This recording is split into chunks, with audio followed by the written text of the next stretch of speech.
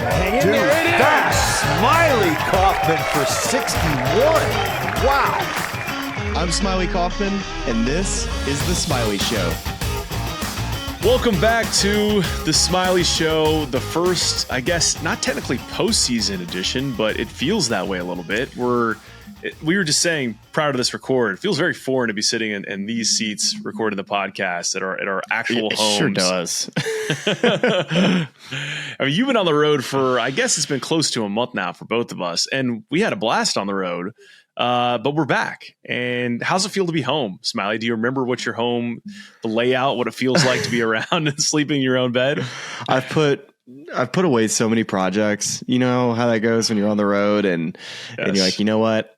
When I get back home, I'm going to do these X things, and I have no desire to do those things. And so I think that's why we're going to go out of town. That's always a nice play. I wish I could say the same. We're in full nesting mode over here. We've got baby girl on the way in October. Had the in-laws in town this last week. We had an eventful week. We had our first emergency department trip, Yes, which was interesting. Thankfully, we survived with just medical glue, not stitches. I also got whacked in the lip by a walker with a truck. So it's been full on mayhem since I've been home, which it's been fun. Listen, these are the joys of fatherhood. But and then we spent the better part of the weekend painting the nursery, doing all sorts of fun stuff like that. So I'm a little envious of your beach getaway in lieu of all the projects that I'm still working on. Yeah. That's bummer for Walker. It was always going to happen at some point. And hopefully my man learns his lesson. Anna Carter's got it right around the corner. And I say corner, like hopefully not hitting her head on the corner, but that's kind of how it ends up going. So she just runs so fast. She just thinks she can just go and run so fast. But she looks like the LSU football team trying to finish off a game. It's just never going to end well. Yeah, I think we'll delve further into the dad portion of our lives on this pod in the off season as is appropriate. But I regret to report that he, based on the last few days, has not learned his lesson. He's running faster than ever, throwing things. Yeah, it's. I think that we're just going to have to just get on a first name basis with everybody in the emergency department. But to kind of follow your line of thought there, do you have like a nice table in front of you that you can slam in disgust over the LSU Tigers losing their opener against the USC Trojans? Well, if you're watching here on YouTube, you can see I got my white, blue, and white hat in support of the only 1-0 team on this podcast. It's the North Carolina Tar Heels. They won a disgusting game at Minnesota, 19-17. If you had to watch it, I apologize. Most people that did watch it was either a fan of North Carolina, a fan of Minnesota, or you had family members on the team because, boy, you just wanted to scrub your eyeballs out after the end of that game. But who am I to say? You guys are 1-0.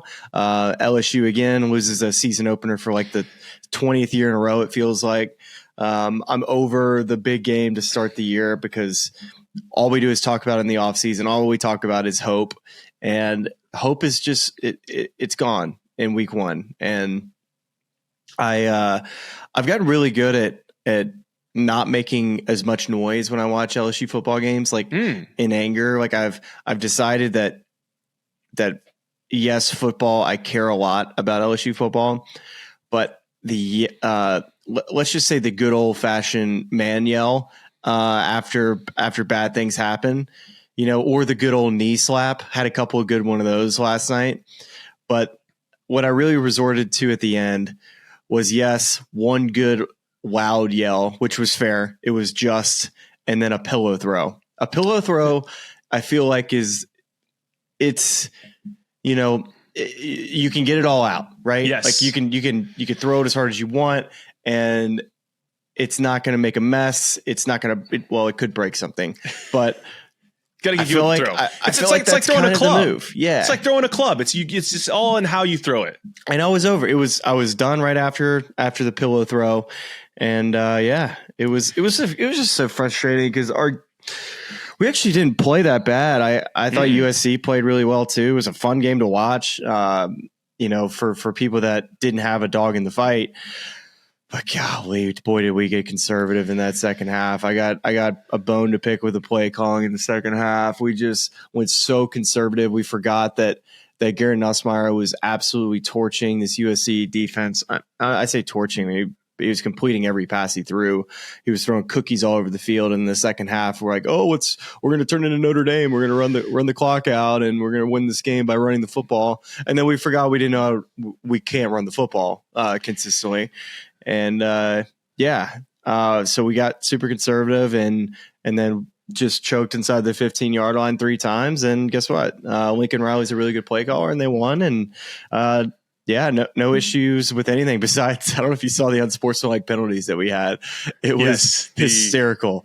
That was and then my guy comes back to the bench, and we're trying to figure out what the penalty's for. What did I do? He's showing his teammates. I did this. Like, I don't know. We were all like in the group text, like, God, these refs are brutal, man. Like, I cannot believe they're calling it unsportsmanlike penalty. All he did was dance, and then they showed a replay of him like humping the air, and then after that they showed the glock pop shot that he did to the USC defender. I was like, you know what? They got this one right. Probably a good call. Glock, pop. Yeah, that was a tough scene for my guy at LSU. It was interesting watching that game. Which, by the way, just to kind of set the table here, you're going to be getting a lot of what's happening right now in the fall, as we are college football addicts. Mix a little NFL in here too. But we are, as much as we will be discussing the PGA Tour fall schedule and all the various off-season storylines we have in golf, we are going to be going heavy into the football. At some point, we'll get our producer Jackson Brown on to answer for his North Dakota State Bison and their season opening loss to Colorado. Really thought they had it close there. But in watching your squad last night against USC, Nussmeier, Miller Moss, just slinging it around the field, I am coming away from this weekend just stunned that Carolina is the 1-0 team on this podcast. Thoughts and prayers to Max Johnson. Hate that that's the way he went down, but it was a little bit of a tough scene prior to his leg injury, and then Connor Harrell came in and a tough scene is in like you started it. How much of this do I want to take credit for or take blame for? Really, look, it is what it is. We have a quarterback room full of guys that if they were going to go out and win the job definitively, they would have done that, and that is not where we arrived. And then Max didn't play his best football prior to the injury, and then Connor Harrell came in and I think ran 97% read option en route to a last minute. We won the game with a field goal, but it was really a field goal miss that got it done for us in Minnesota. And I was similar boat as you. It was a weather delayed game, so it was past midnight. And it was just yes, very quietly watching that field goal miss to the right of the uprights for Minnesota and us walking away 1-0. But I think it's going to be a tough scene for the Tar Heels this year, depending on how that quarterback situation shakes out. It's going to be a real tough scene, buddy. You don't. I feel we're not going to be talking when we say we're diving into football this year. We're not going to be diving into North Carolina football, and we will not be diving into LSU football unless they beat Alabama. Then we're going to go all in. Yeah, maybe even. I don't want to tease too much, but. We're back at home now, but we could be on the road. We could be on the road at some point soon. You never know. We'll see how it goes. I feel like that is probably an appropriate amount of college football discussion for this podcast, given the nature of our team's losses and wins this week. But we'll say this. We're creating a little contest for the fans here. And I guess we're sort of live workshopping this now, Smylie, but essentially here's the gist of what we're laying out here is we have a NFL survivor pool that we're doing, and we have a college football weekly pick'em contest that we're doing. We're going to use ESPN for both of these things. So stay tuned to our socials. We are at the Smylie Show everywhere. We're going to tweet out links so you can join both of those contests. The password to both is simply Smylie, SMYLIE, lowercase. And at the end of these contests, we should have 2 winners. And Smylie, would you care to just lay out there what the prize is for the winners of these various contests? Well, as we're workshopping here, I would say that what I proposed was that the winner of the college football pick'em and the winner of the Survivor League, I'll play a round of golf with them, and it will be hopefully. It'd be sweet if they lived in Birmingham. That would be helpful or around Birmingham. But if you happen to live in a city I'm traveling to, we're definitely going to try to make that work too. But if you want to travel to Birmingham and play, then we'll go play somewhere here in town. But I would love to have that be the prize, if you will, for winning the Survivor League or winning the college football pick'em. The only caveat I'll say in all of this is if I do win both leagues, I guess I'll just play golf with myself, which I'm totally fine to do. Yeah, and we'll get that on video, just you being lonely and gloating, holding your little imaginary trophies. So that will be entertaining in its own right. But yeah, that is essentially what we're laying out for you here. Still workshopping the travel piece of that, how we're going to get you on various golf courses. But I think the headline is sign up and play these things, because you could be teeing it with Smylie when this whole football season, both football seasons are said and done. And we're firing up the chat. Yeah, we're firing up the chat. That's also in the works. We got Jax on the case, working on a few places where we can. What site are we using for that?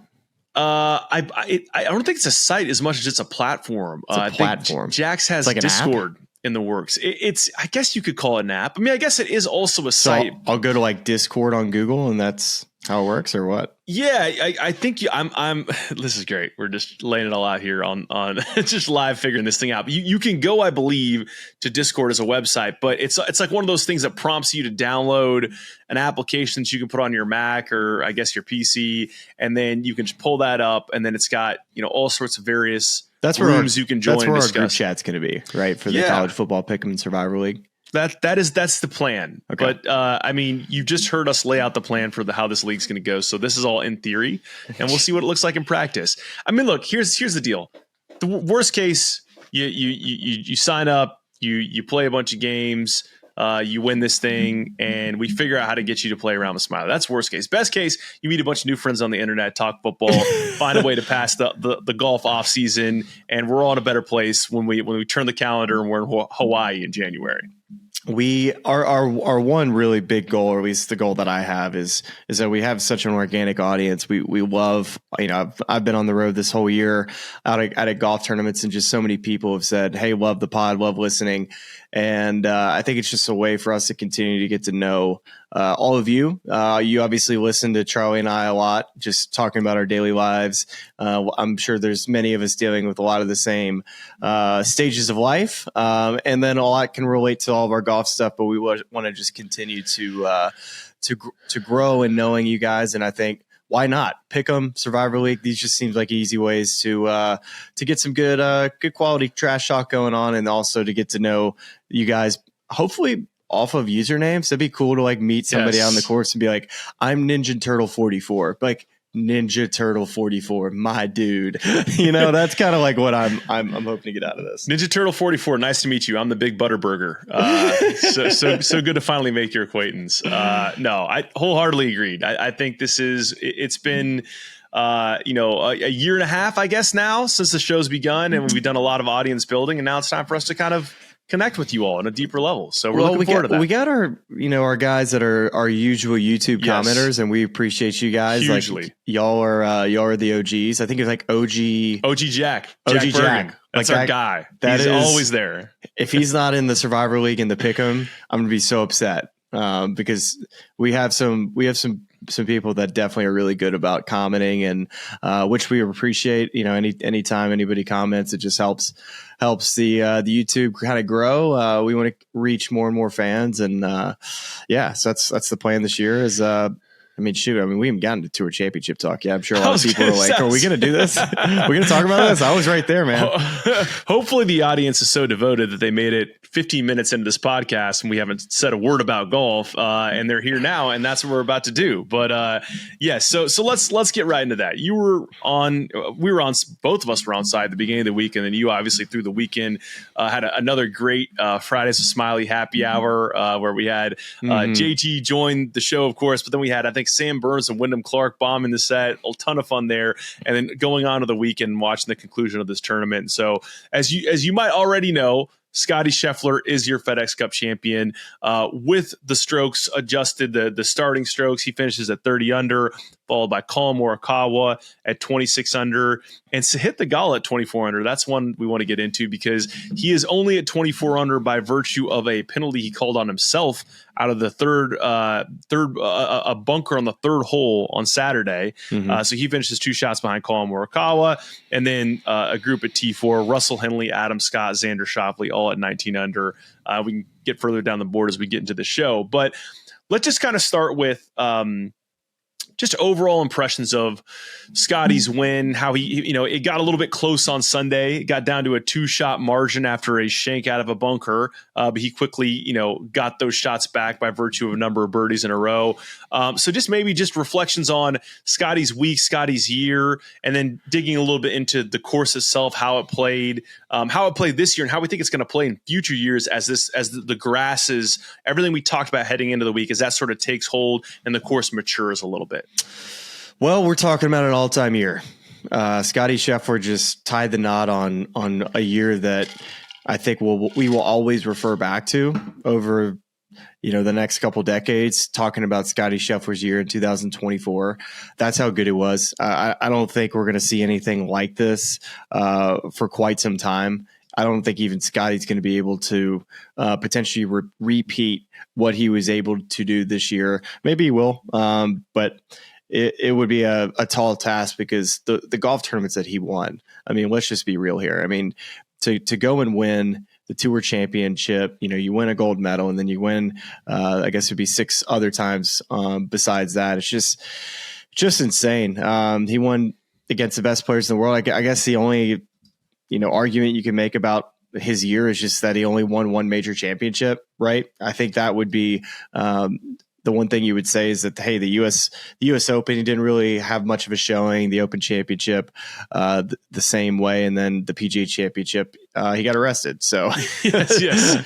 Which, by the way, interesting to hear him reference that in his acceptance speech with Mike Tirico yesterday. What did he say? Yeah. I missed it. It just essentially reflecting on the year. This actually was interesting to hear him say that he'll never forget, or he said it'll stick with him for a long time, the reception he got on the tee on Friday, I believe it was, right? Because it was Thursday to Friday, coming straight out of jail, being escorted to the course, having an abbreviated warm up, and then coming to that first tee on Friday. He said he'll never forget the fan reception he got at Valhalla that day. And that's interesting to me, of all the memorable moments he's had throughout the year, just the worry of how are people going to think about me now? I have this wholesome image, and then everyone almost unilaterally being in support of him, coming to that first tee for him. That was one of his most memorable moments of the season. And this is, and I'll say this for those that have listened to the show for a while, they know how high I've been on Scottie for quite some time now. The first time I saw him play golf since college was at the U.S. Open. This was at the Country Club, and I just remember watching him that day and thinking to myself, like, this is some of the best ball striking I think I've ever seen. But that day is exactly like every other day. It's insane what he's able to do with the golf ball, how high he's able to hit it, how much control he has, and he does it day after day after day. He's, quite simply put, I think the best golfer that I've ever seen from my own eyes. And I've played and seen a lot of great golf, but I never, I've watched Tiger play in this era, but I didn't get to watch him besides on TV. So it's hard for me to really say, what I've seen in person, right? Like I think I have a much different opinion. If I had been on the call or played golf with Tiger during the years, 97 through 2010, whatever the years are, I would probably say, obviously, like, Tiger's the best player I've ever seen. Well, I just haven't seen it with my own eyes as much as I've seen Scottie. I've seen him play a lot of golf, and he's the most impressive player that I've ever witnessed. It's just hard to put into words how elite he is with his ball striking, how good of a driver he is. He has speed. He's so accurate with the driver as well. now the putter's it's a strength at times. And it was this week. His performance and just his resiliency from a mental aspect, to be in that bunker on 8, which I felt like was the easiest shot he had the entire day. It was like a simple chunk and run bunker shot. And then he shanks it and makes a bogey, and then gets up on that next hole and hits it to 4 feet, makes birdie. Birdie's 10, hits a brilliant shot at 11, makes birdie. And then he just hit down. He was knocking down flag sticks ever since that moment. And there was a lot on the line for him. I really felt like he had everything to lose after that shank. And I think everyone watching probably felt like his wheels were spinning and expected, Colin Morikawa to have a really solid chance on the stretch. And within 15 minutes, like, oh, never mind, Scotty's winning. I'll start by saying it's really heartening, encouraging to see that many of the world's best players have the wedge shanks right now. I think a lot of people are talking about that the wedge shanks are very common for some of the. It's a real epidemic right now. Yeah, I took some heart in that. I also really enjoyed his answer to someone asking about why he shanked it. Claire Rogers made the comparison for us, which was hilarious. I believe it was Torian Prince. I'm probably butchering his name, but the Baylor forward that was asked March Madness, several years ago now about, how did Yale out rebound Baylor? He said, well, the ball, and then when you get more of those in the other team, that's how you have more rebounds. And Scotty's answer about the mechanics of a shank was very similar to that. I think, first of all, let's kind of start with some stats. Let's paint a little picture of Scotty's year. Kyle Porter at Kyle Porter CBS on Twitter and X is a fax machine. He's got us the first of a few we're going to read from him. Scottie Scheffler earned north of $62 million in total PGA Tour money this year, which is $3.3 million per tournament, $830,000 per round, $12,000 per shot, and assuming a 4.5 hour round, 3,000 per minute on the course. Good work if you can get it. So I'd say that's day of the office, Yeah, it's not too many bad ones in there, even though it's amazing. I think, and to go back to the Tiger conversation, it's amazing to look at that year and think, man, it could have been more. If he doesn't get arrested, the PGA finishes T8 there, that could have been a second major. If I don't know how US Open was never in the fight there. And I don't think he was very comfortable at that course either. And he said as much. And I think Open Championship was a real draw situation. The Open Championship is all about making the most of whatever your draw is. And I thought he did. Him and Xander both were in that same kind of area of the golf course during the times. And Scheffler, he was in position, just wasn't able to kind of get it going, and just missed too many putts on the weekend. Yeah, and I think in that sort of the Tiger comparisons, it feels a lot to me like Michael Jordan, like a Michael Jordan LeBron conversation, where it's hard to compare eras because we get so far into the Michael Jordan, the Tiger Woods era. There was weaker competition, and so it's. I mean, I don't know how to handicap that really, and equipment was different, but I think that what's undoubtedly true is that both Michael Jordan and Tiger Woods impacted their respective sports in such a massive way, increasing participation at grassroots level, having a bunch of kids growing up wanting to be like that person, that you have a bunch of Scottie Schefflers coming up or LeBron James coming up who, watched this sort of predecessor and wanted to model their game after that guy. And so we're now in an era with Scottie where it's tough to compare to Tiger, and you look at all these stats with Tiger that no one's ever going to attain that level of dominance ever again.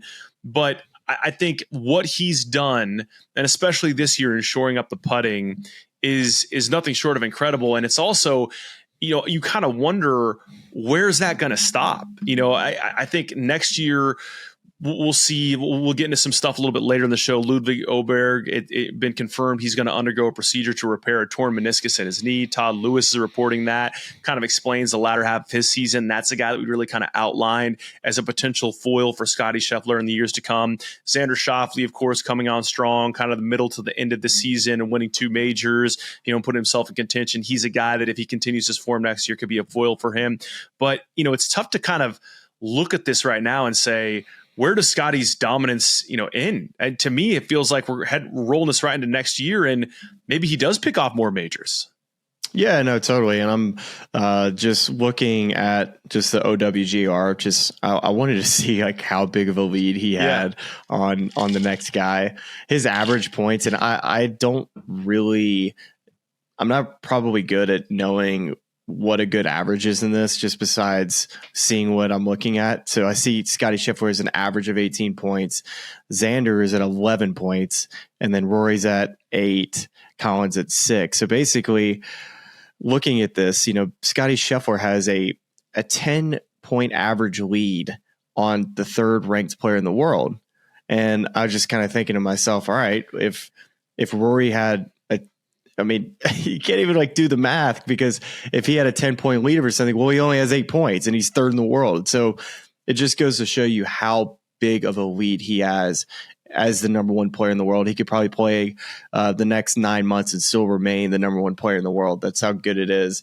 But we are not OWGR people, so just so all the folks that are shaking their head, we're just using this as a guideline. It's not the truth, right? And I think what will be interesting to see is, and you could even hear it a little bit in his remarks after winning yesterday, is just what the offseason looks like for him, because we've seen the past 2 years. President's Cup at Quail Hollow, where we talked a lot about how he didn't play his best golf there, and it was really Sam Burns who played really well in partnership with him and kind of carried some of those partnerships, even though they didn't necessarily win all their matches. That Sam was the stronger of the two in those pairings. And then, of course, we saw what happened at the Ryder Cup last year at Rome, also not his best golf. Now you add in the variable of you finally get some time to hang out at home with your wife and your son. You're off the road now. You get to watch Bennett grow up a little bit. So I assume he's going to take some time away from the course and maybe kind of relax and recharge a little bit. And, just President's Cup and then chill, right? Maybe he plays Hero again. He won there last year. I assume he'll probably play that. Yeah. I don't think he's playing Zozo. So he's probably going to be chilling this fall. Yeah, and then we'll see what version of Scottie shows up at Kapalua. He's got a lot of time to come on a podcast. He does have a lot of time. Wouldn't hate if it was this one. So we'll have to keep an eye on that. Put a little tab in that. I think the kind of playing this forward a little bit too, and looking at. I never got to your East Lake question though. You did never get to my East Lake question. Sorry, it was kind of a loaded first question. There was a lot packed into that first question. It is a little strange, being back at home in front of computers. You got a little excited. You just got a little excited. I just was like, I was trying to catch up. We did a lot of college football talk. I was trying to catch up on golf topics. So yeah, and I think that it's interesting this first year at East Lake, just to kind of set the table a little bit, is we saw pins kind of in the center of the greens on Thursday, just accommodating for the fact that there were really firm greens. And I think the scoring, we saw Scottie get to 20 under, without the starting strokes this week. Colin Morikawa got to 22 under. So the scoring was definitely there. I just wonder going forward, your thoughts on just the way this course played, and do you think we're going to see it like this in future years? Or are they going to be able to kind of do different things with this course, once that grass, that Bermuda on the green takes a little bit better? I was always kind of an East Lake hater when it came to just like watching it on TV.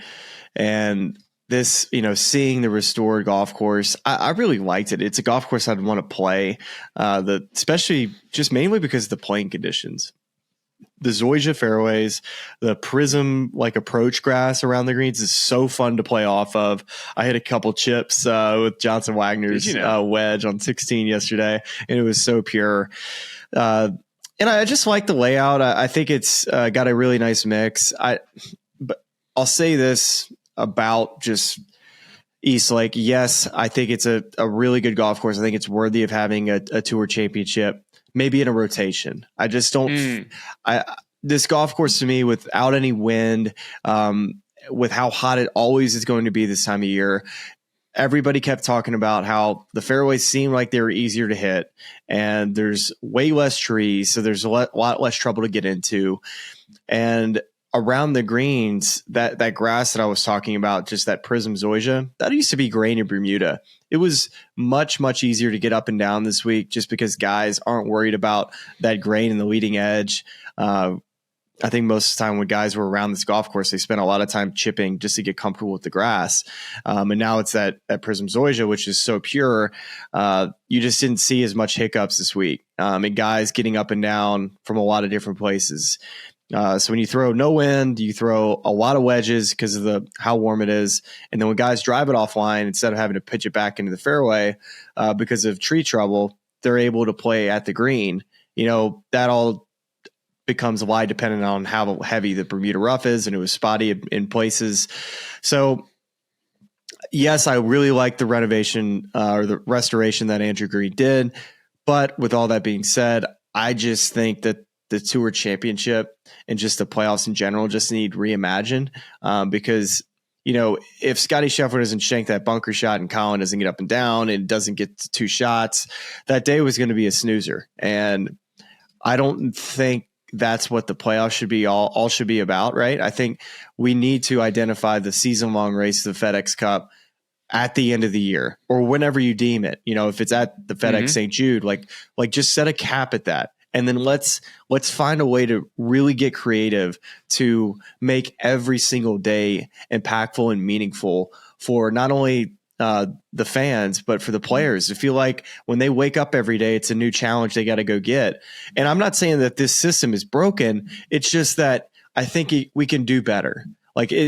There is a way in which you can have thrilling finishes with this. And I've loved covering the FedEx St. Jude, the BMW, and all the storylines that we've had. And they've been great. Mm-hmm. But when you get to the Tour Championship and you have this starting scoring format, I just think that it could go wrong a lot more times than it can go right.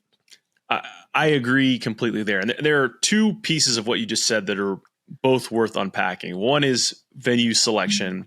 And there have been a lot of lines of thought or proposals that suggest. I think Tron Carter of No Laying Up has been the most vocal about saying, hey, let's get some of these West Coast swing courses in use at the end of the season. Like, let's do a Tour Championship at Pebble Beach. Don't necessarily hate that idea. I think you have to kind of dig deep into that and acknowledge the realities of sponsors and things that fund charities and fund the tour and where they're aligned and how you're going to make that whole puzzle. If you're going to make Pebble be the end of the year event, what are you doing with the East Lake Foundation and Coca-Cola and the city of Atlanta, and where are you kind of moving them in the schedule, and does it align with the health of Bermuda grasses and spring, fall? I don't. So that's one whole thing. You started to lead us into format, which I think is the big discussion that everyone's having, coming out of this. And I just love to hear, because I definitely have thoughts about this. We talked about this before the show, but what does an ideal world look like for you in terms of a both rewarding season-long performance and then an entertaining postseason structure? Because I kind of, the points you're making, Wyndham, Memphis, and BMW, or so St. Jude and BMW Championship, all 3 of those have compelling storylines. It's just when you get to Tour Championship and you separate everyone with strokes, where you can start losing some of that intrigue. Well, I'll get there in a second. I think just to kind of finish that conversation on like Pebble Beach, for instance, for the Tour Championship. I'm hitting you with double questions. Yeah, today, no, I feel like I still wasn't quite finished with that thought there. And how much I believe that we should be going to Chicago, New York, Boston during the playoffs, because I've played in the playoffs. I know what these crowds are like, and the support and that those events get are fantastic. I just feel like for our playoffs, like, we have to be in the big cities with good weather. I love everything about the Memphis event. Like, you have FedEx there, you have, like, St. Jude is just, it's awesome. The fact that, you have these patients that come out on the 18th green, it is a great event. But I think personally that event should never be when it is. I think it should be in the springtime. That event should be in the spring. It should be a signature event. Have it be the first signature event for all I care.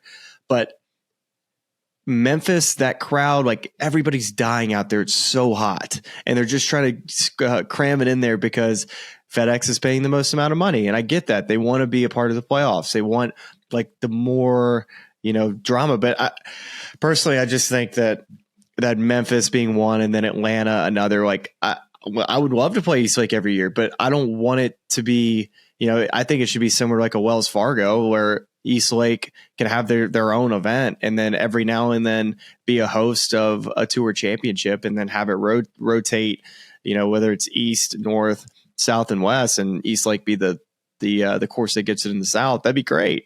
But I haven't gotten past the point of that our playoffs should be probably played in Chicago, LA, New York, Boston, like these big cities, because why not? Right. It just seems so obvious to me. I agree with that. Like, even as you're saying that, and to be fair, the BMW, Denver was great. Denver was awesome. Great crowds, and good course. We're calling Olympia Fields. That's Chicago adjacent. That's Chicago enough for us, right? Oh, 100%. Yeah. Yes. And Caves Valley is like Baltimore adjacent. So, we're doing some of the city things. Well, BMW does it. I mean, they go to different courses, different venues. That's what we're looking for. And I think unfortunately the tour they're just in this handshake with Coca-Cola, the FedEx, and just all these big sponsors that are paying a lot of money that, yes, the players are probably like, well, if the tour comes and say, well, like if we don't play there, they're not going to pay you $25 million if you win the golf tournament. It's like, well, okay, we'll play Atlanta. It's a double-edged sword there, right? 100%. And I think that there what we all want to see, and there's like merging that with the realities of corporate sponsorship and available venues and timing, because if you're trying to take these things and move them to a different part of the year, it's finding the part of the year that gets rid of what's wrong with these events, which is, it's insanely hot and humid in both Memphis and Atlanta in August and even leading into September. And that makes things very difficult. But if you're trying to move that into the spring, which to me, that would be my first choice, because, especially with Bermuda surfaces, you need time for them to come out of dormancy and get healthy, unless you want to look at like an overseed sort of setup. So now we're talking about that golf course with wind and like not being hot changes a lot. You have those wedges turn into 9 and 8 irons. And so then breeze. You're looking at like the Florida swing, Texas swing part of the schedule in and around the Masters and the Players Championship. Not saying it couldn't be done. I just think, it would, you really would need to look at the entire schedule and almost have like that, Charlie Day, It's Always Sunny, like yarn board of like where the event's moving here because we want to use this venue at this time of year, and figuring out what makes the most sense because I think there's a great opportunity in the summer and the hot months when it's hot in California, Texas, Florida, the South, to do a bunch of these, both New York City adjacent locations, Midwest locations, Chicago, places like that, where you could hit some of those big cities and larger, fan bases, and do it in a way that also, makes it, the courses will be in perfect condition.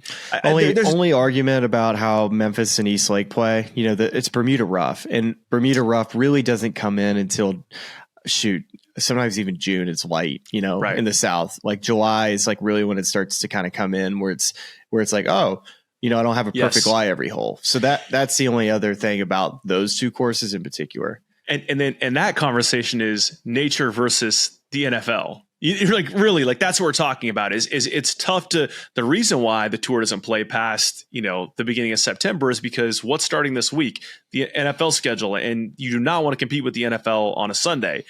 So it's such a tough one, and it's so layered. And I agree, like in a vacuum with everything you're saying, it's just how do we reconfigure this in a way that finds the happy medium?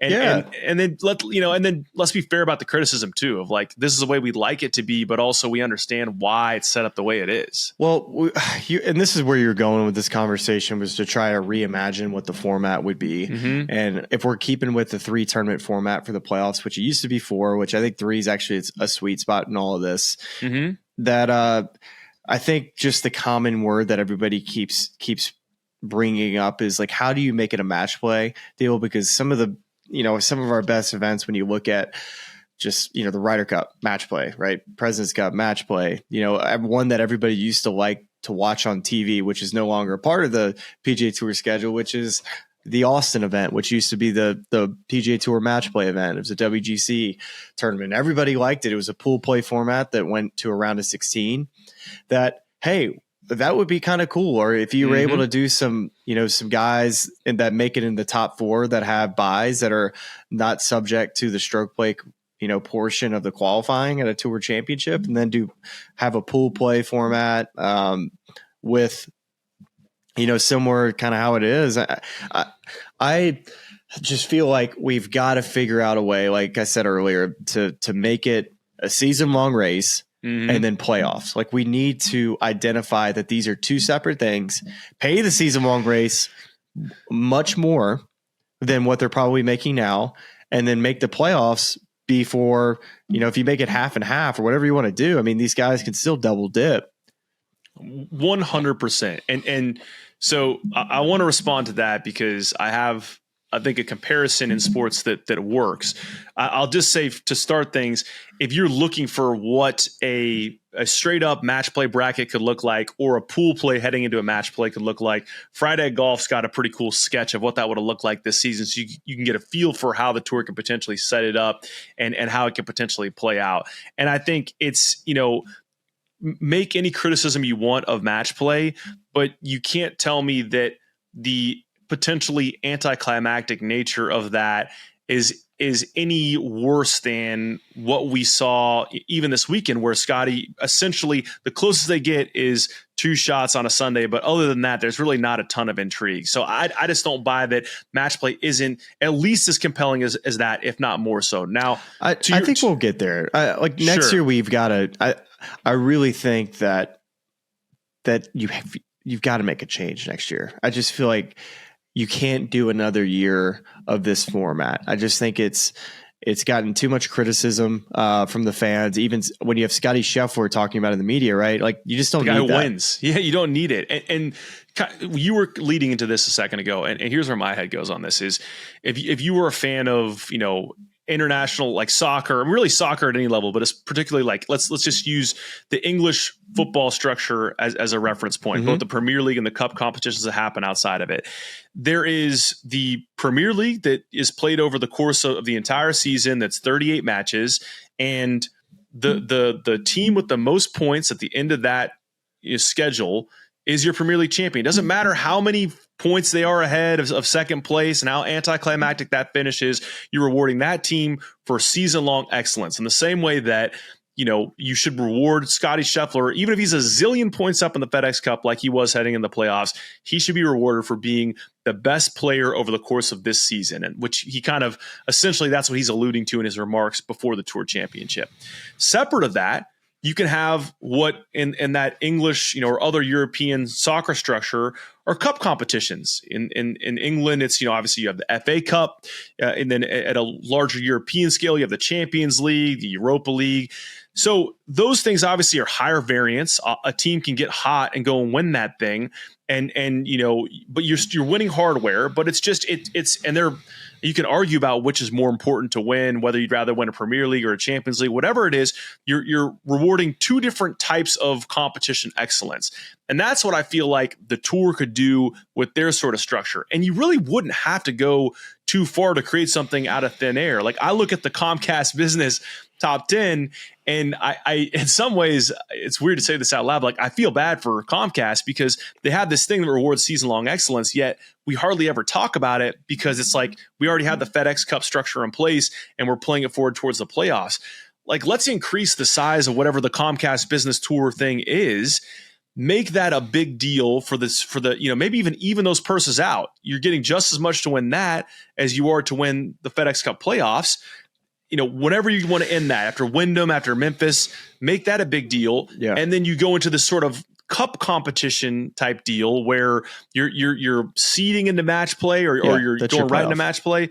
And that's your playoff champion. And if someone comes out of nowhere and beats Scottie Scheffler and wins it, okay, that's cool. That's wild. There's some variance there. It's probably intriguing. It's probably a compelling television product, but it's not like Scottie Scheffler isn't earning his due for playing the best over the course of a season.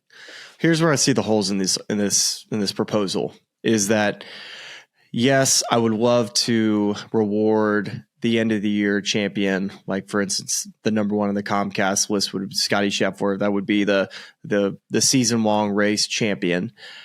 I just feel like we have such an anticlimactic end to our season when it comes to this. Like our FedEx Cup points all goes towards that tour championship, and the way the schedule is set up right now, that players play the Open Championship in their next start that are guys that are in that top 10, or maybe a couple of guys will play either Minnesota, most guys won't, or they'll play at Wyndham, which most of the guys, they won't play. So you basically go, have this season long race or whatever that you're talking about, rewarding the overall points champion at the Open Championship. It would be the last time these guys play, which is not a PGA Tour event. That's where I see that last event. If you don't have, because right now that event is just about player eligibility, really, and then a couple guys that are trying to get in the top 10 to make an extra $500K or something like that. So that's where I just see the hole in the argument. It's like, okay, cool, like that. Let's make it a big deal, but your schedule doesn't say that that's what it's going to be right now, because these guys, they plan to where they're Open Championship and then they play playoffs. Now, if you do the Open Championship and let's say you have another signature event after the Open Championship, maybe Wyndham week, where that would be the last event, where it's like your last chance, like still more amount of points available. But then the next week you have the playoffs. It's like now you're getting to a crazy stretch for these guys at the end of the year that guys are like, oh God, I mean, it just doesn't end. But that's where I see the hole in the argument, is that the way the schedule is now, hey, these guys aren't playing Minnesota. They're not playing Wyndham. It's a fair one too. It did strike me as interesting that we don't have, like, the last signature event is Travelers, which is the week after the U.S. Open, and then we're done until we get to the FedEx Cup playoffs, which are elevated purses, more points, but they're not signature events in the way you see those early on in the year, leading into majors and things like that.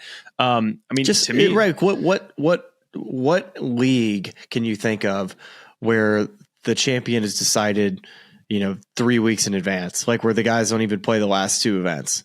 Well, I mean, my rebuttal to that would be, look at some of these Premier League seasons where, I guess when it's clinched way in advance. Man City's, I don't know, 12 points up, and it's like, okay, we're playing the rest of the year out.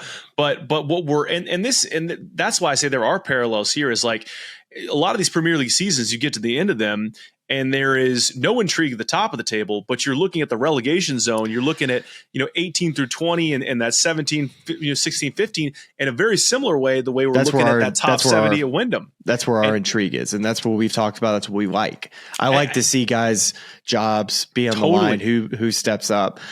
But what we haven't figured out is how to make the top as interesting, I feel like. Right. And I think at this point it's a tough solve no matter what way you cut it. Let's try match play, especially now that we don't have a match play event on the calendar since the WGC event in Austin went away. Like, let's give that a shot. The argument, right?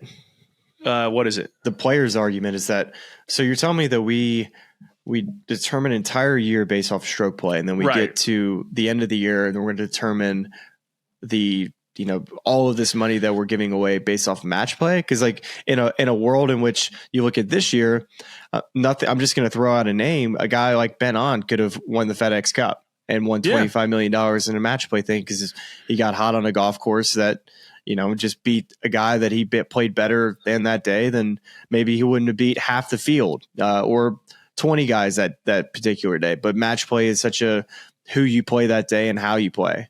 I mean, I guess my rebuttal to that would be, to borrow Colin Morikawa's joke on Instagram, it's like you play all year gross and all of a sudden now we're showing up and it's a net club championship in Atlanta. Like, that doesn't make a ton of sense either. No, it doesn't. Listen, there's a lot of arguments, and that's why I say you got to have buy-in from the players on this.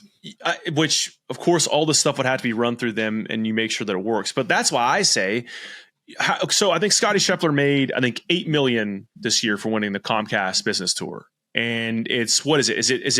Is it 30 million for the winner of the FedEx Cup? I think I have that 25. Right. 25 million. So even it up, or make the Comcast Business Tour winner a $20 million purse, and make the, whatever this match play version of the FedEx Cup is, 20, payout. I'm sorry. Yeah. $20 million to the winner. Yeah. Make the purse larger, however you want to do that. Just $20 million to the winner of the season long deal. And then like 10 million or 15 million to the winner of this, whatever this playoff thing becomes. So the fans don't care about the money. And I think that's something that, every now and then on TV, when you're watching, like I am curious about like a $2 million putt, like, or a $2.5 million, let's see, for Sahith, his 2-stroke penalty that he took. Like, I am interested in those type of storylines when it comes to that much money, because you can't really even fathom it. Right. Yeah. But I still, there needs to be something that I feel like needs to change about it. And we've said this a lot, like they know they need to continue to innovate, right? Like, I think the SSG group, them being a part of this, and the players wanting the product to be better, the networks wanting it to be better. I think there is going to be a bit of a push to try to make some changes in as we head to next year. Whether they get approved or not, that's the question. But just know that there's definitely going to be some action in the bullpen from what I've heard. I think trying things at this point is a worthwhile venture, and let's just see what works and what doesn't. The same thing as this last year with just this swing 5 and next 10 sort of deal, and the signature events and turnover and things like that. And you're heading into the year a little skeptical of it. And then it turns out that you get the turnover on the high end, and let's try some stuff. Let's see what works. And hopefully that leads to a better product, because it's clear the last 2 iterations weren't working for the fans, and it'd be nice to get to a place that does work for the fans and also keeps the players happy or makes them feel like it's a fair setup. So I want to keep it on. I mean, I know we're probably about to change subjects to a couple of different other items we want to get to, like President's Cup. But as we kind of head out on this 2024 season, right? Like, I think, it was, if you're with us the whole ride, I was just kind of thinking in my head, like, what were some of your favorite moments and just highlights from just the PGA Tour season this year? Oh man. Golly, that's a loaded question. I'm trying to think back now.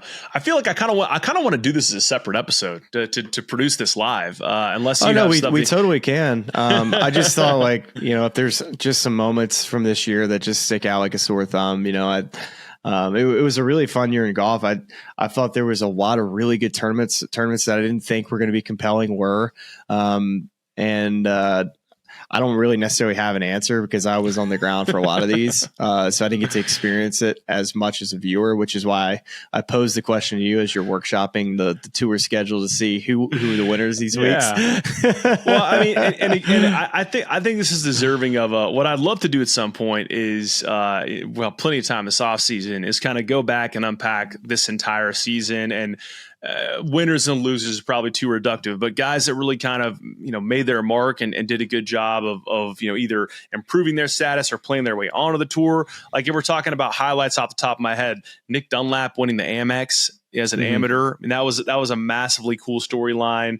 I think that things like that, are going to be worth recapping in depth and just kind of going through the season and talking about a whole variety of different storylines. But I thought the players amazing. Scottie, I really thought the players was like, we had like 4 dudes that were duking it out. Scottie coming from behind with the neck.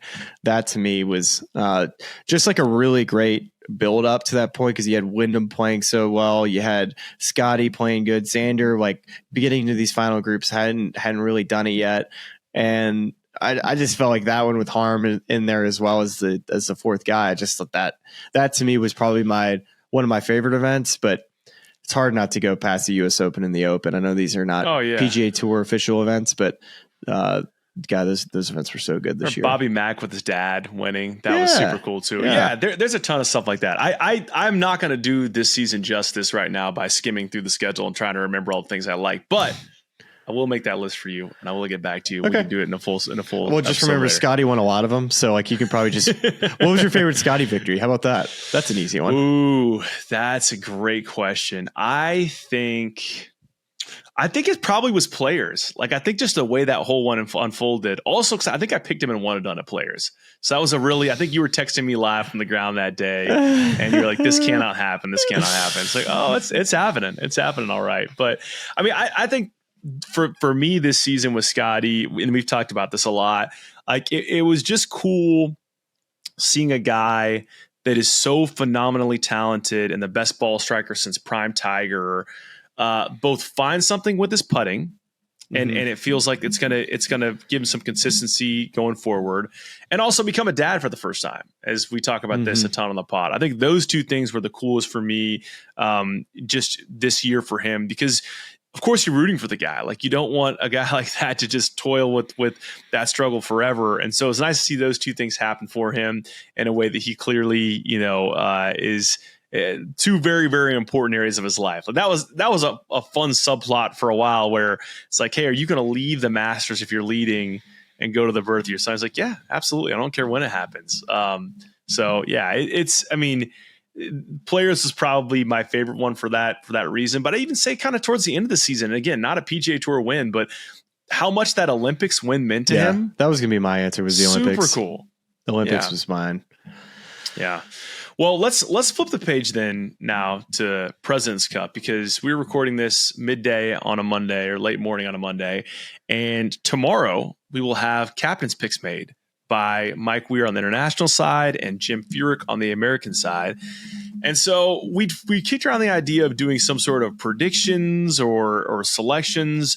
The way I've chosen to do this is I list the guys that I would pick if I was each of these team captains. So let's just quickly go over each of the set rosters of qualifiers. On the American side, Scottie Scheffler, Xander Schauffele, Colin Morikawa, Wyndham Clark, Patrick Cantlay, Sahith Theegala. On the international side, Hideki Matsuyama, Sung J M, Adam Scott, Tom Kim, Jason Day, and Ben On. And Todd Lewis reporting today that international team's scheduled to play Royal Montreal to get there. They're on a little scouting trip right now, getting to know the course, building some unity. So it'll be interesting to see who is a part of that trip, to see if there's any tips as to who's going to qualify. But I did see, as I was pulling out of the gates of Eastlake on 18, like this van with people getting loaded up in it. And I saw Ben On, he's obviously on the team. Saw another player as well get on this van, and I was like, that's kind of weird. That's you would think that volunteers typically they put all of the luggage in a player's courtesy car typically, and drive that player to the airport in their courtesy car. This was like this big van. And so I was trying to figure out, I was like, what would this be? This is different. Like, this is like one of those big, Sprinter vans that they're putting all their luggage in. I was like, I wonder if this is a little international team thing. Maybe these picks are already made. And so I've heard some rumors about somebody who's not getting picked, and I guess when I do my projections in my team, you might find out who one of those players might be.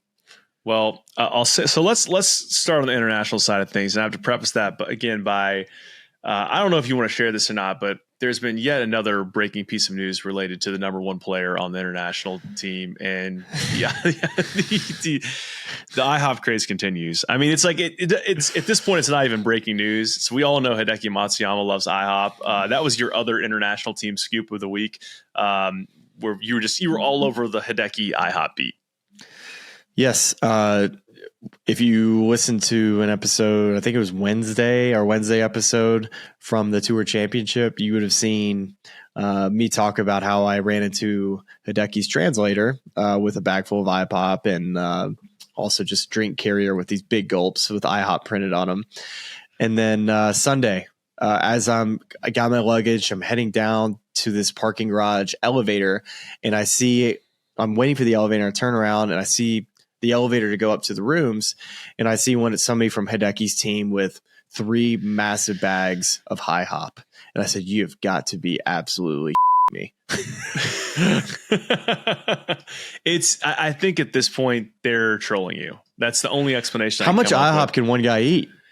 I mean, apparently a lot of it. And this is something that I think we need to, again, I'm pushing for the off-season IHOP meal with Hideki. We'll have to talk to their team. They seem to have been enjoying the fact that we've been all over the IHOP beat.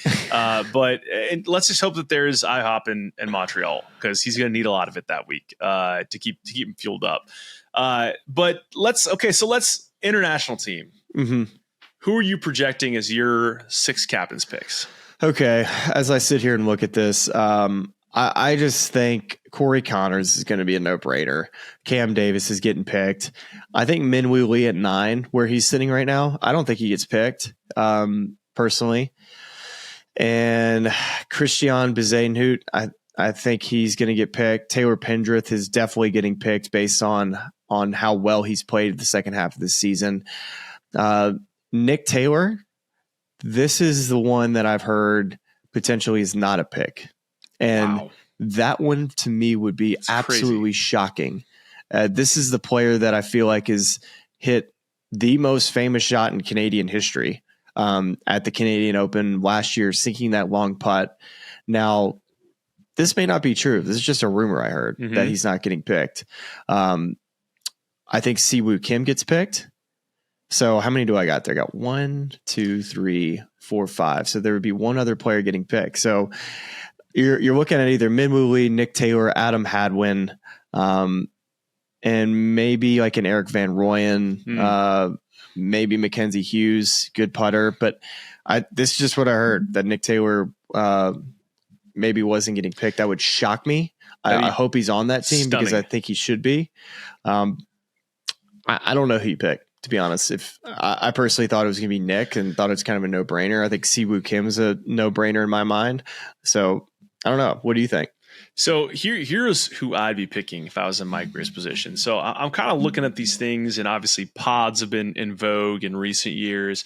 And I'm also looking at this from the perspective of it's been very difficult for the international team to win these President's Cups. So we got to try some stuff. We got to throw some stuff at a wall and see what sticks, right? So if I'm looking at the Canadians, I'm thinking like, what's going to give my team the most energy, the biggest bump? It's like the max amount of Canadians possible. So I'm taking 4 of them. I'm going Corey Connors, Nick Taylor, Taylor Pendrith, Adam Hadwin. Give me all 4 of them because I just think that you're going to get more crowd juice that way. You're going to get people back in the team. I don't disagree with you. And I think you either go 2 or 4. Like 3 is almost a weird number for me. It's like, give me. I want to be able to send out if I want to, depending on how the sort of pairings go. I want to be able to send out at least 2 Canadian teams if I need a little energy bump. So taking 4, I think works for me. Or splitting those 4 guys up and having a little bit of Canadian support across 4 different groups, that would help, I think. So that leaves me with 2 additional captains picks.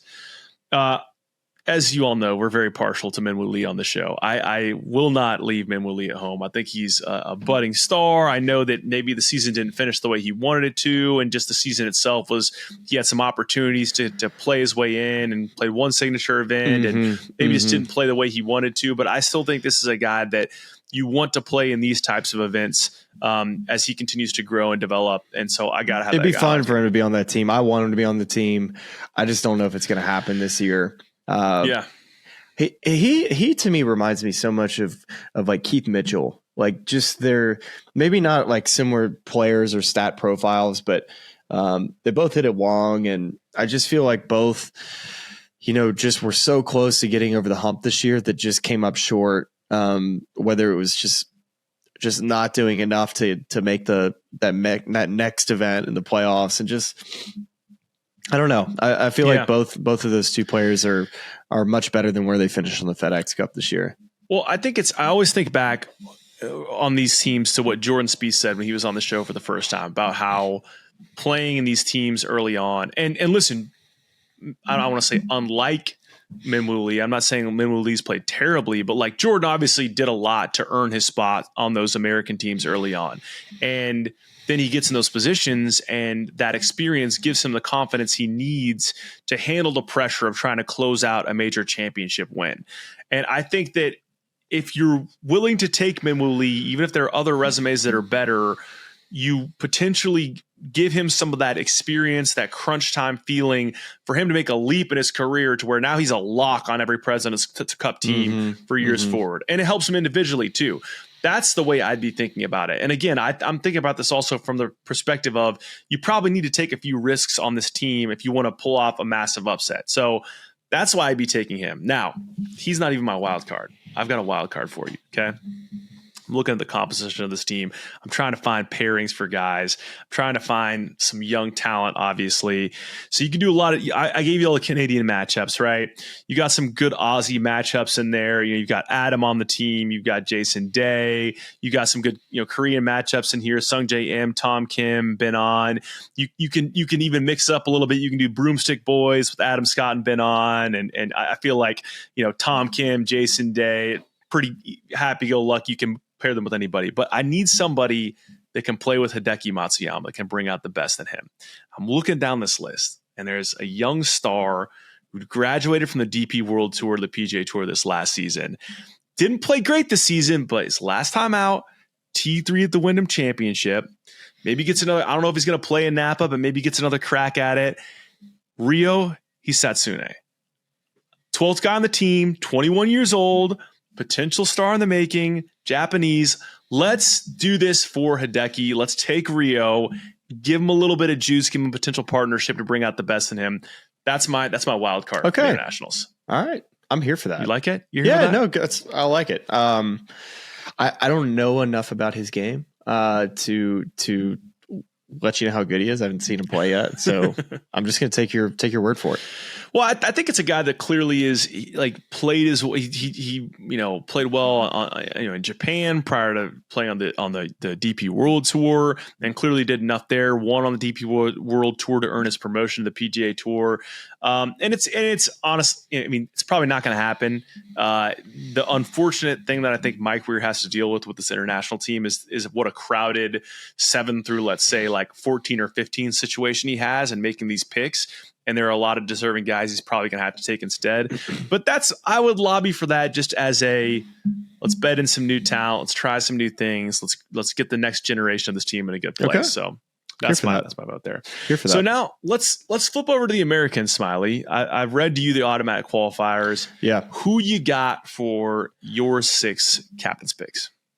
Sam Burns is a no-brainer to me. He's, I think, definitely going to get a pick. He's an obvious pairing for Scottie Scheffler as well, being that they're good buds. How about what he did in the playoffs to go from, I think it's 13 to 11 to 7 in those standings? Just went from maybe outside looking into you cannot leave him off this team. Yeah, he really did. He actually he finished 11 under this week. So if you started at even, finished T13 in that format. This is where I think this gets kind of confusing, and maybe I think if the U.S. team wasn't already decided, I think that the captains and Jim Furyk and the assistant captains are probably trying to sort through what they saw at the Tour Championship. And so when you look down this list, let's look at Tony Finau, who's 8th. Let's skip one past him at Russell Henley, who not at 9.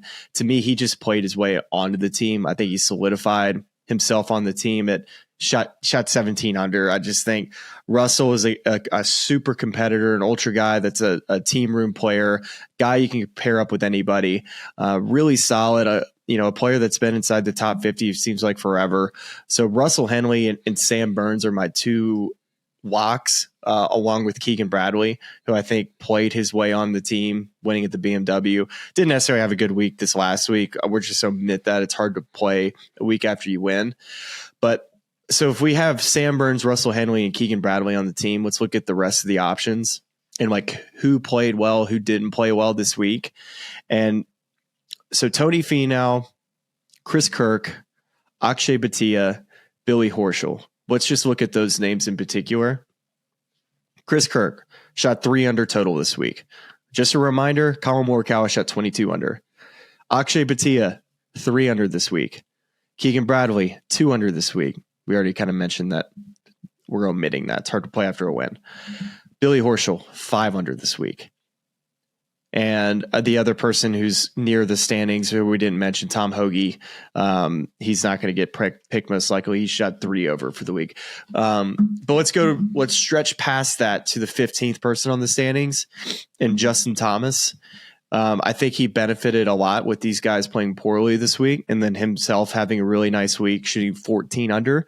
Not saying that this event is what gets you picked, but I think it was a really important week for Justin Thomas. while other guys are sitting at home like Max Homa and Brian Harman, who I would have put in a bucket in a category of 3 experienced players that you feel like are guys that you can, go and put out against the international team's best. So Justin Thomas, with all the experience that he has had in these events, and I know last year, I think people are still frustrated by all the picks that Zach Johnson made.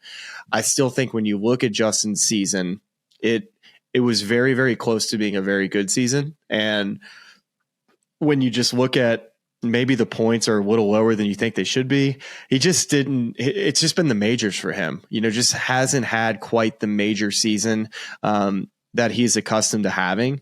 So, but when you look at all the other events, I still am happy with Justin's resume, how well he's really been close to playing really well.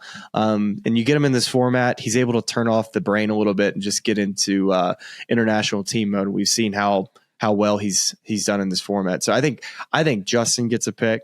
I know it's a long-winded way of getting here, but Justin, Sam Burns, Russell Henley, Keegan Bradley. So we got 2 more picks left. And I think they're really difficult to make. I think these are really tough picks. I think Tony Finau is where I lean. I think his ball striking, his ability to be a fantastic iron player. I'm really concerned about his putting. I think that's an aspect that in these team competitions, you've got to be able to make putts. I'm a little worried about that, but I love the fact that Tony Finau in a best ball format, if you've ever played at home in best ball and you're playing it in a 2 versus 2, you always like to have guys that are closer than the other guys. And Tony Finau does that better than anybody. So I think Tony Finau gets a pick. And gosh, I think that Brian Harman gets the last pick. Although I could see a guy like Akshay Bhatia getting picked because of his ball striking. But if you're picking between Tony Finau and Akshay, which ball striker do you want of those 2? And I think you probably take Tony Finau. And then Brian Harman to me is a guy that I just think is a bulldog. We saw it at the Ryder Cup, and I want to see more of it. I can't believe it took me this long to the show to gloat over my one and done season ending championship, the FedEx Cup. Yeah. I mean, you were going to this whole thing on JT and the starting strokes. And I was like, wait a second. I picked JT this last week. I had a 7-shot start. We finished at 21 under. You had Xander and 5. You started at 5 under. And you finished at 16 under. So JT, yep. Thanks for bringing it home. The inaugural winner of the Smylie Show FedEx Cup one and done championship. But I think that's very well. Where do you land on all that? Do you agree with most of it? Is that? I agree with the JT piece for sure. I'll quickly zip through what I had on my sheet, and first ones you agree with, like Sam Burns lock. JT for me, for all the reasons you stated, and just seeing him kind of play his way into form, really going even back to the Scottish Open was where I first started saying, wait a second, he had that first round where he played really well. Same thing, the Open Championship where he's getting the putter going a little bit, and you're starting to kind of see him seemingly get back to a place of comfort with that. The ball striking has always been incredible. We were looking at a stat on tee to green stats this year correlated to earnings, and looking at where JT fell on that list. And you're like, it's crazy that he didn't make more money or put himself in position to win more this season with just how good he hit at tee to green.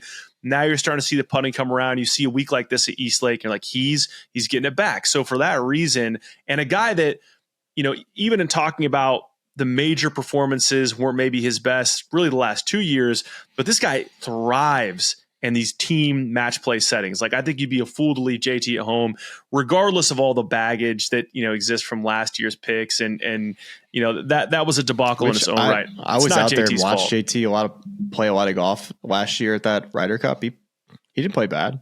No, not at all. He was not the problem on that team. And so I think Sam Burns, JT on the team for me.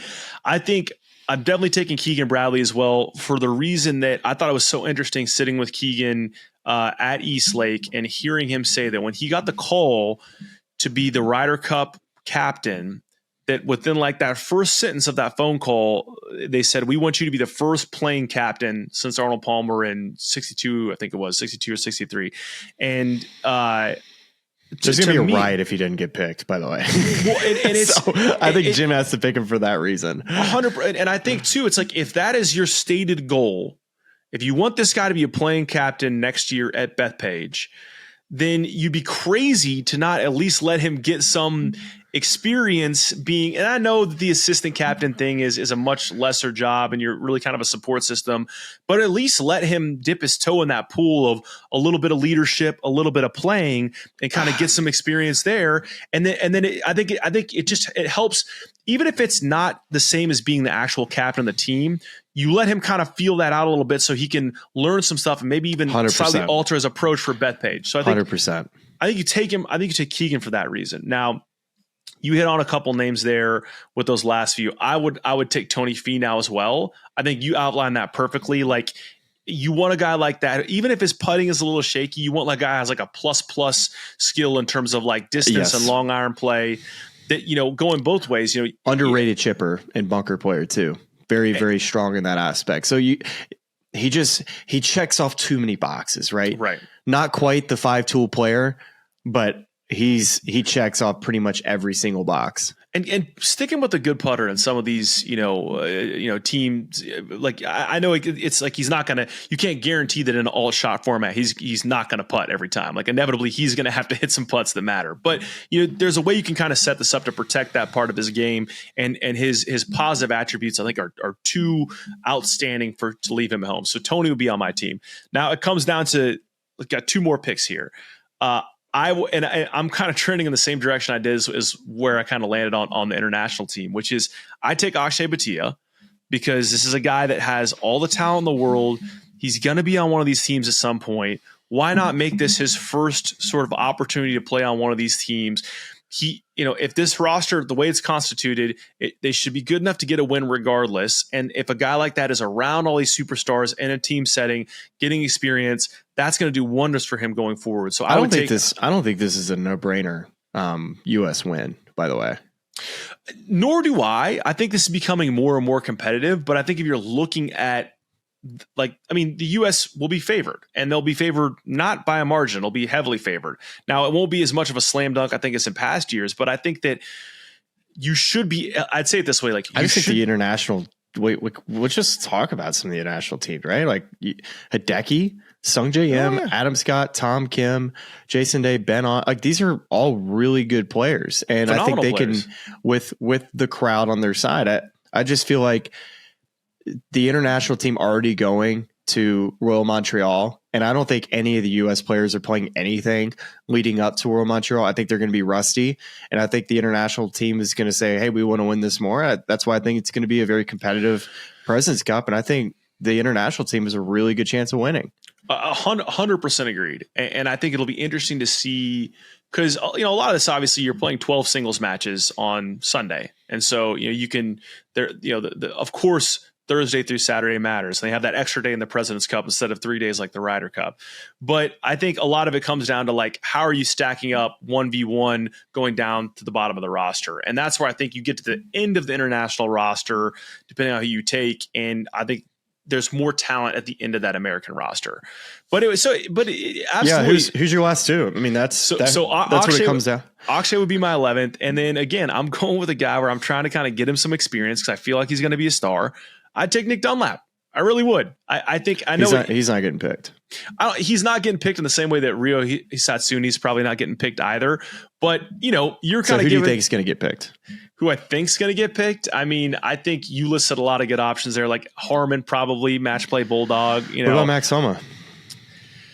I think that Max is a phenomenally talented player. He's going to get it back, but you and I have talked on the air and off the air the past couple of months of just like, he's going through some stuff he's trying to figure out right now. I think it's almost unfair to a guy to ask him to grind through swing changes and clearly not playing his best golf and then go throw him in a match play scenario where I'm not saying this is Max's talent level, but it's like drafting a rookie quarterback and just throwing him right in with a bad offensive line or no weapons around him. And it's like you risk doing more damage. Like for Max, like I feel like what he needs is some time to kind of work through all that stuff and get to a better place with his game so he can come back next year and play with some confidence. I don't think a player like Max Homa can't figure out just getting it off the tee with one shot in 3 weeks. He's a world-class player. That's just my general opinion is of the opposite note. If I were Jim Furyk, I'd say, hey, Max, I'm going to pick you for this team, but the only way that you will be on the team is you have to play in Napa. And it's a tournament he's played most years, but he's not playing this year, I think, because Fortinet's not the sponsor anymore. I would say, hey, you're either playing that event or you're not. And if you don't play, you're not on the team. And to me, like for guys that you feel like need the reps, that's the way I would approach it if I was Jim Furyk, the captain. Like Scottie Scheffler doesn't need the reps, but Max Homa, on the other hand, like we need to see more driver reps because if you go look at his stats, the BMW, it's obviously the off the tee stuff is where he's been struggling just with, a couple of bad drives around. He hits plenty of good ones, but he hits a couple, wayward ones that when he got out of bounds that tight, like he did at the BMW, some loose shots got penalized. Royal Montreal, not as much from what I understand. But if you go look at the, let's look past the driver. At one point, he was losing 11 strokes off the tee, but he was first in approach game. So in this format, you're able to hide a little bit if, a guy, it's like put him on the odd holes. Those are the easier driving holes, no OB, and let him hit irons on par threes. It's like Max Homa's a dude. So let's not forget that aspect about Max and that he's had really nice moments this year, has struggled the second half at times. So if Max was picked, it wouldn't surprise me. But that to me would be the thing if I was Jim, say, hey, go play Napa.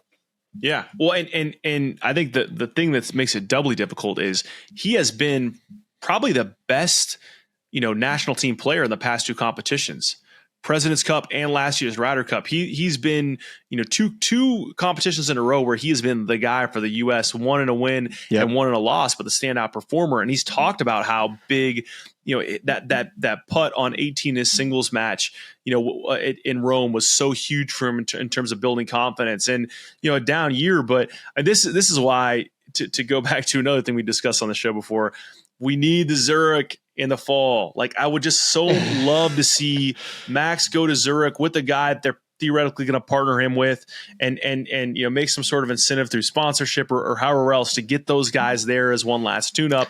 And let's see how he's doing with a partner and feeling less stressed off the tee when it's not just him. It would be so helpful. What about Billy Horschel?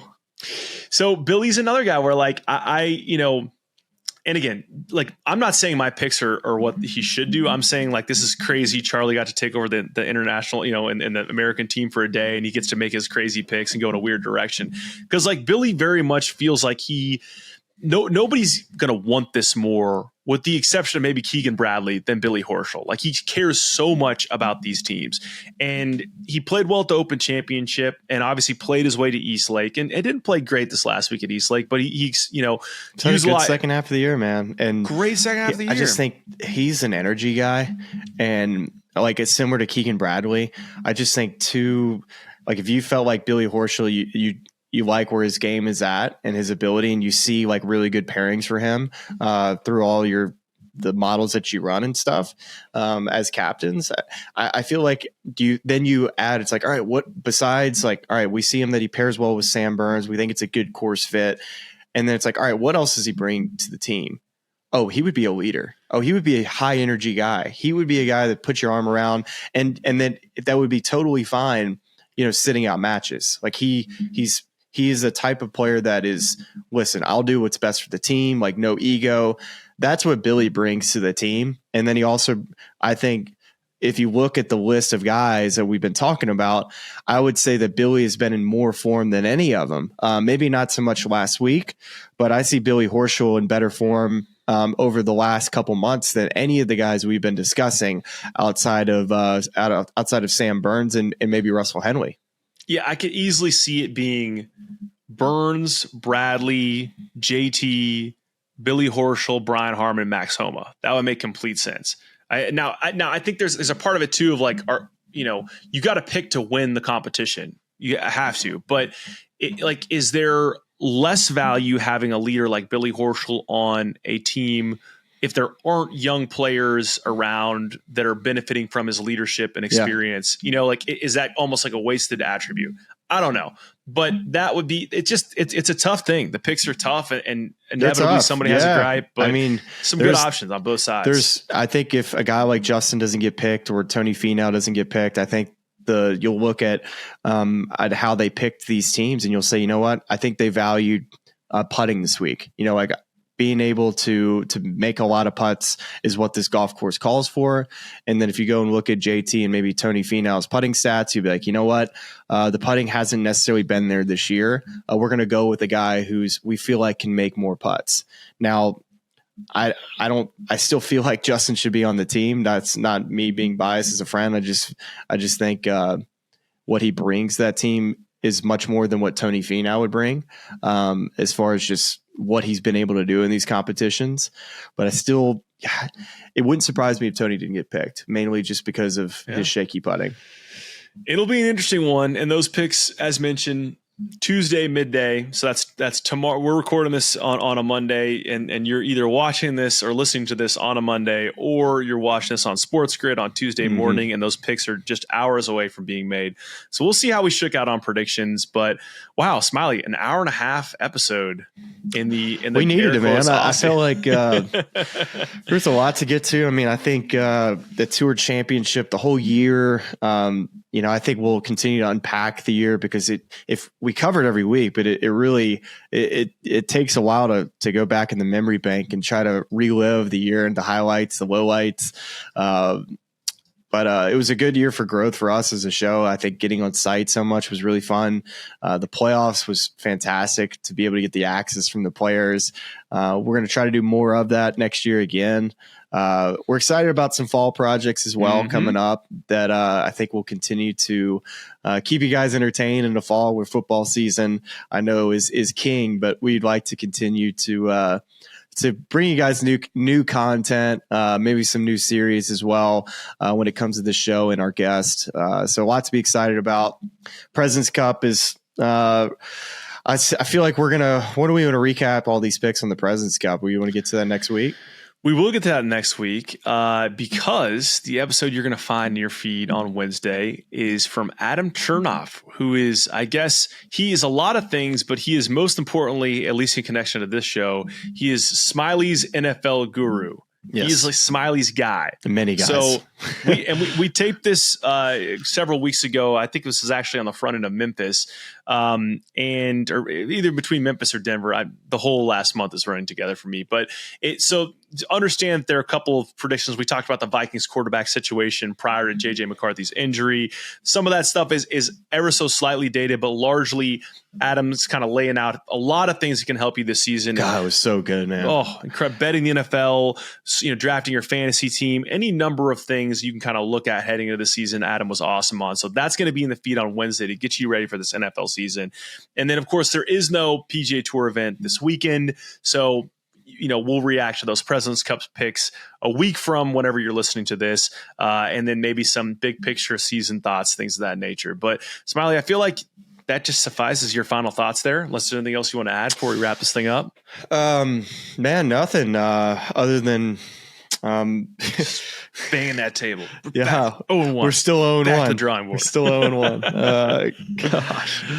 But man, I'm kind of excited about golf season for me. Fall golf. My golf season is just starting around the corner. Had such good range sessions and at the BMW. I got to remember what I did, but I really think that I was kind of onto something there. I love that for you. I don't remember what it was. I need to start writing these things down. that would probably help. I'm thrilled for you because we've got a couple projects coming up. I've got member guests in a few weeks, and then I am going to be putting those clubs up for a while once baby girl arrives. So we'll, and then breaking it back out in November to come see you in Birmingham. Yes, so indeed. Looking forward to that. Well, that wraps it for us today, I believe. We appreciate you watching and listening as always. And chime in the comments with your President's Cup picks. We want to hear from you. Yeah. we want to get you in the mix for football. We want to do more with the audience. So real quick on the way out, remind everyone about the ESPN Pick'em thing. I assume we're going to put stuff out on our socials, but you'll just be able to go and search that on, where do you go and search that on ESPN? So it's technically a private group, although I could make it public. I'll be honest in saying this is the first time I've moderated one of these groups. So all of these things are asterisk subject to change. We might flip this over to a public group and just make it easy for anyone to search the Smylie Show, because that's what they're both labeled. But at time of recording, my plan is to push these links on social media, and then you go and click that link and you go enter the password, all lowercase, SMYLIE, that's Smylie, of course, and type that in. You get into the group and you should be good to go there. And then there's also a locking mechanism that I'm trying to figure out with the college football pick'em, where basically it makes it so that you can't swap in a better entry once we've started playing. So like essentially what's going to happen is, like once the game starts, they lock. So I'm hoping to like get everybody in the next couple of days, everyone participating. We'll put this little video out to let people know what the prize is, playing golf with you. And then we'll lock that thing up, and then we'll be good to go for the rest of the season. That's kind of what I have in mind. I can't wait to overthink the Survivor League and be out week 1. Yes. I fear I'm going to be in the same place. I actually did a test run for the college football pick. I did pretty good week 1. Pretty good. Right. They got like 97% of my picks hit. So we'll see. And we're excited to go on this little journey with you this fall. A little football, a little golf. Next and last question on the college football pick. Please. This will be against the spread, right? Against the spread, correct. Okay, good. Just didn't want this to be some fantasy land college pick'em. This needs to be hardcore. How good at picking games are you? Yeah, there are 3 options. They're standard, against the spread, and confidence, which I don't. Confidence is dumb. That's confidence, so of course, it's always 10 out of 10 until you're down 14-0. Yeah, against the spread. That's what we're doing. We keep it simple enough. So that's what we got for you. Love the Seminole coffee mug. Out of coffee, so I'm out of here. Out of coffee, very good. With that, we'll wrap up, and we will talk to you very soon. I listen to this podcast. It's really cool. And all of our lovely fans and subscribers, but make sure you like and subscribe. It's cool to see what you guys are doing. I know golf fans appreciate it, but we do too, so please keep it up. For all the good people of YouTube, like and subscribe. You guys have some good takes, so I'm happy to come on and shoot the